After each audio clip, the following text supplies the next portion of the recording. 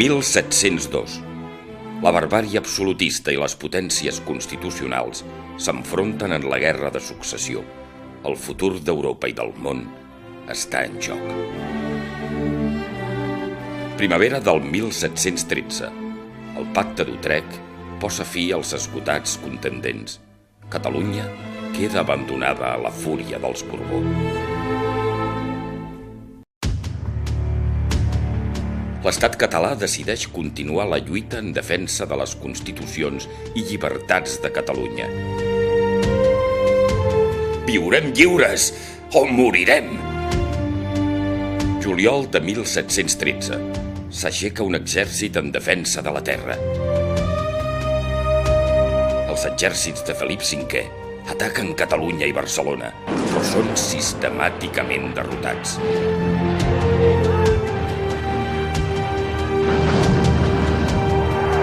La repressió indiscriminada i els bombardeigs terroristes no aconsegueixen doblegar els catalans. Després d'un any de combats, Lluís XIV pensa que Felip V acabarà derrotat.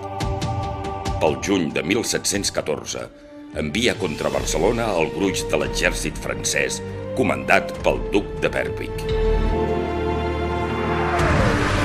Comença la batalla final, l'epopeia del setge de Barcelona. Els fills de la terra, acomplint el sagrat mandat de les lleis, s'apressen a la lluita. Èpica, coratge, generositat, honor. 1714, el setge de Barcelona. Un llibre de Guillem Ponchilupi i Xavier Hernández. Angle Editorial.